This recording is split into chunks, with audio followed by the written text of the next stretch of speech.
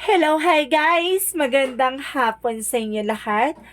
This is Chin from Masagada Channel, a faith healer, also Mata reader. So ngayong hapon, natatagan natin na nagsabihin sa iyo ng ating mga gabay. This is a 2024 Pasilip Messages for the Year of the Wooden Dragon, for the sign of Libra. So Libra, welcome to my channel. Ano kayang messages, advices, sa spirit guides ang ating masasaga for today's video?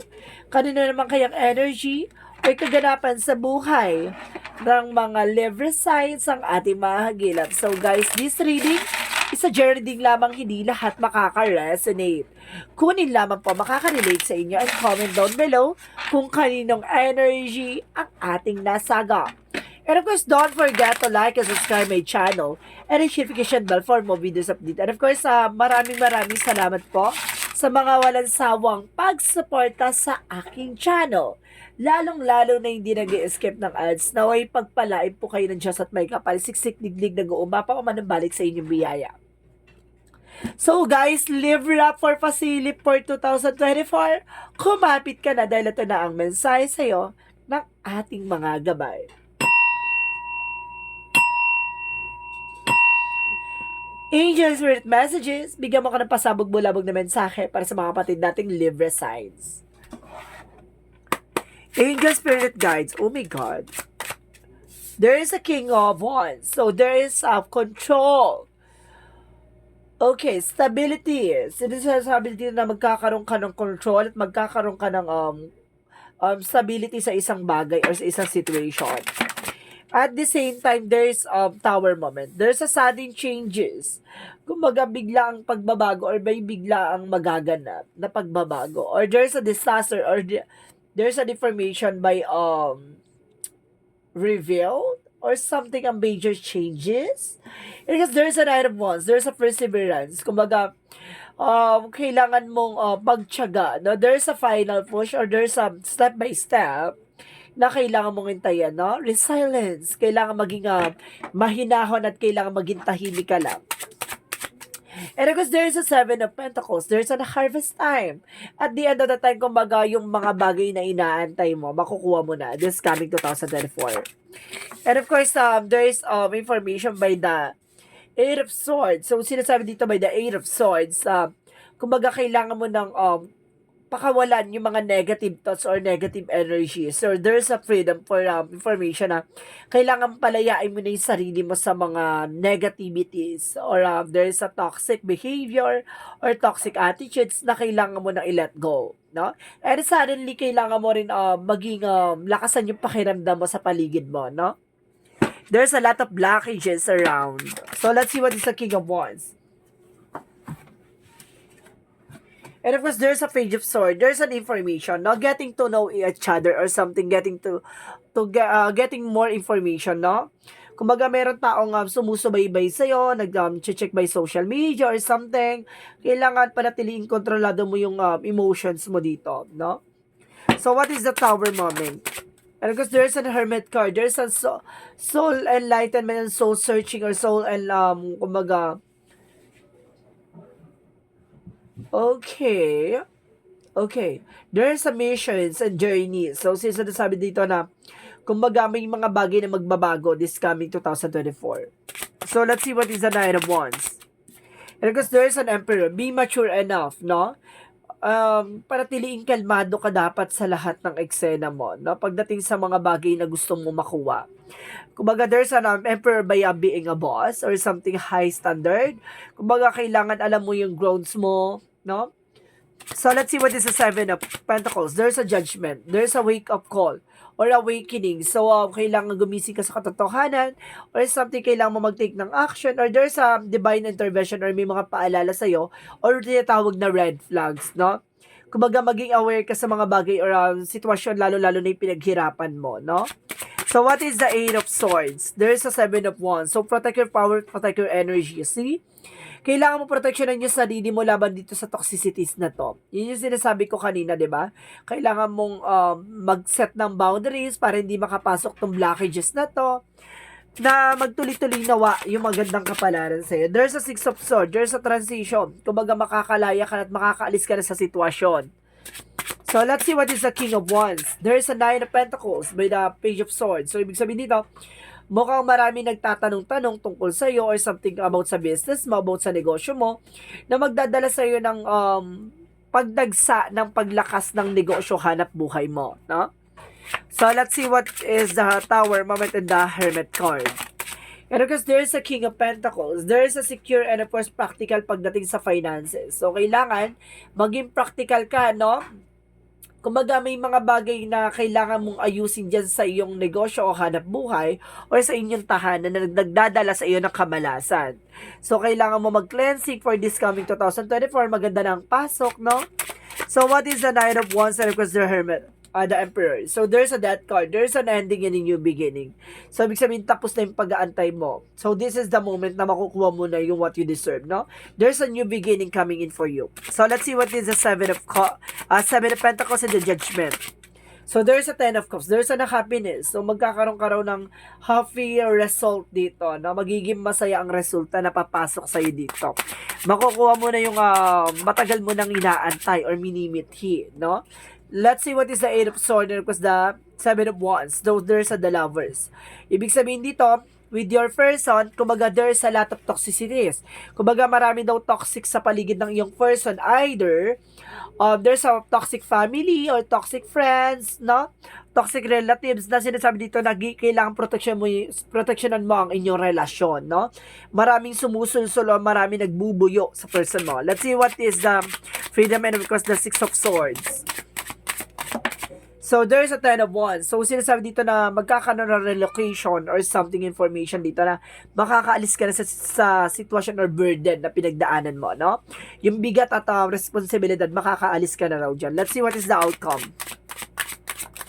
Ang outcome is the Ten of Swords. Mag-ingat ka na may nagbabackstab talaga dito para mahirapan kayo. Para ang ending maghiwalay kayo, ganon. So, sinasabi sa'yo dito mayroon taong gumagawa ng pampabigat sa'yo or kamalasan. So, there's a temperance. Parang there's a divine intervention or paalala ng ating divine na may babaeng gumagawa ng hindi maganda sa inyo, no? So, ibig sabihin dito, ngayon pa lang may paalala ka na kailangan mo mag-take ng action for this para nang sa ganun yung 2024 mo maganda ang magiging pasabog. There's the Star card. Kumbaga magkakaroon ng hope, miracles, and of course healing. No, magkakaroon ka ng success dito and wish fulfillment.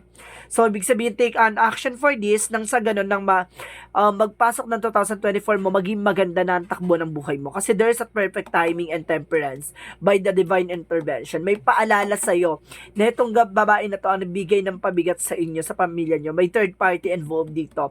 It's either, ito yung gusto ng family ng person mo or something, ito yung, kumbaga, sinusulsulan ng mga kaibigan ng asawa mo, gano'n, or jowa mo, no? And of course, there's a backstabbing, binabackstab ka, no? Na gusto nito mahirapan, kaya tuloy-tuloy yung, alam mo yung nagtatrabaho kayo together or something, may nagtatrabaho sa inyo. Pero ang nangyayari, kumbaga palabas ng palabas, no? Kaya doon yung nakikita na parang may mali sa inyo, sa eksena yung dalawa ng person mo, or something na, bakit gano'n, kahit anong kayod nyo, bakit gano'n? That because may taong gumagawa ng hindi maganda. So, there's a Star card, there's a wish fulfillment. So, binigyan ka na ng wishes ng ating universe na tuto pa rin yung hiniling mo. You need to take an action for this. Na magkakaroon ka ng healing and miracles. But you need to take an action for your negative and toxic na gumagawa ng hindi maganda. So, let's see what is the Yin and Yang Oracle card.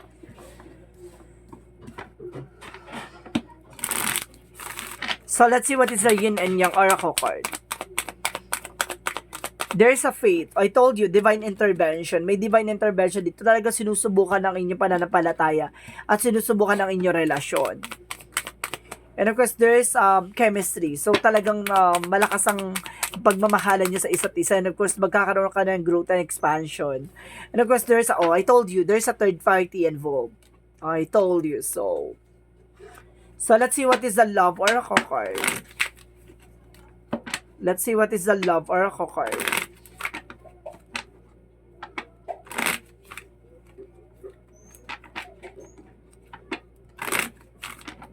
What is the love oracle card? Angel Spirit Guide. There's a heart with a key. So, ibig sabihin dito, may susi talaga, no? Na talagang, there's a getting together and perfect kayo sa isa't isa, no? May susi at may kandado. And of course, there's a butterfly. Magkakaroon ka ng relationship evolving to the next phase. So, some of you baka ikakasal na or there's an engagement together pero hindi matuloy-tuloy dahil sa kakapusan ng finances. So, kailangan nyo mag-take ng action dyan ha para na sa ganun maging maganda na takbo ng 2024 nyo. So, let's see what is fairies messages for magical. Ano ang pinaka-message sa'yo ng ating fairies?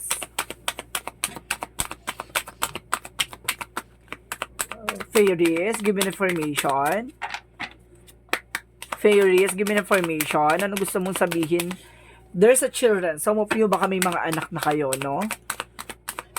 Your connection with children is a part of your life purpose. O baka may anak na kayo, so talagang meron na kayo obligasyon, no? And there's a new home. May bagong tahanan. I told you. Diba sinabi ko sa inyo, lilipat kayo kasi ito, there's a new home. Oh my God.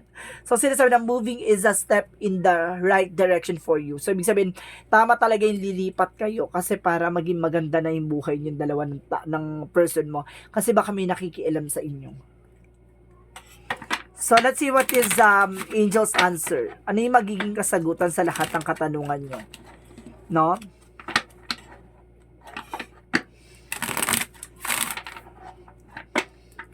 Mag-isip na kayo kung ano yung tatanong nyo. Baka pumasok dito sa ating baraha. Diba?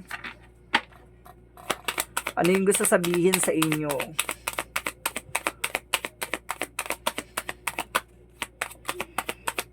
Look for a sign. Oh, see? Ang magiging kasagutan daw sa tatanungan nyo yung senyales or signs or synchronicities. Baka let's say baka may pumasok sa inyo angel's number na ipakita sa inyo or something sa panaginip. Ganon, na magkakaroon kayo ng information, no? Additional messages. Meron pa ba? So, last one, to shuffle this card. Para another card na tayo. Okay, there's a trust. Kumbaga, sinasabi na trust, magtiwala ka kay God.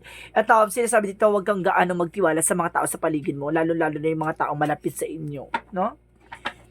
Kasi may traitor eh. So, ibig sabihin, malapit yung taong traitor.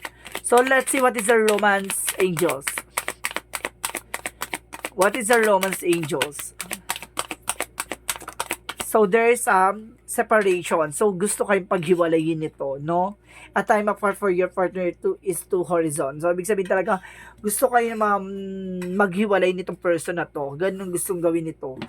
So, ibig sabihin dito, it's either nagkaroon na ng separation with two of you. Pero talagang kailangan yung isa't isa, ganun. What is the energy? There's a 6 chakra Archangel Metatron. So, there's a lot of surprises. Additional. And of course, there's an indecision. So, marami kang, kumbaga, hindi pa mapagdesisyonan, no? Meron pang mga unplanned. May mga plano ka pa na hindi pa maigaw, hindi pa mailaban.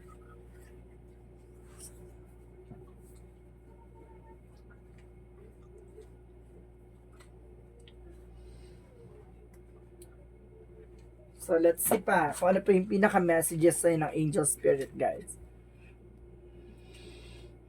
What is the chakra?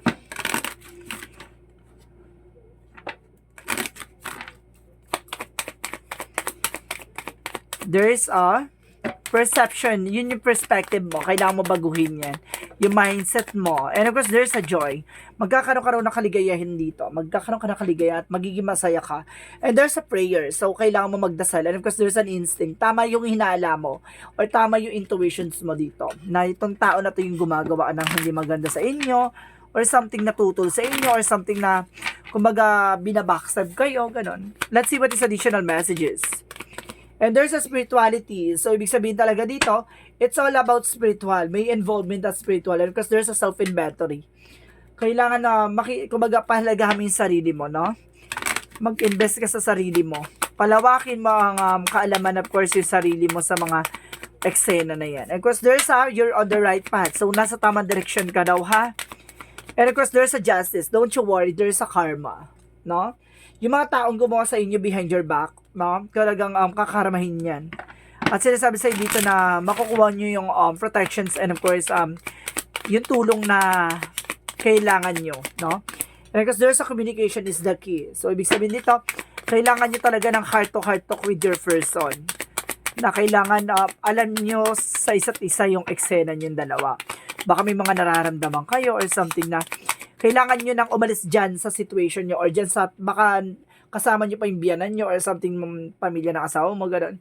Kaya kailangan, umalis na kayo dyan, no? You are good enough. Sapat ka na para sa kanya.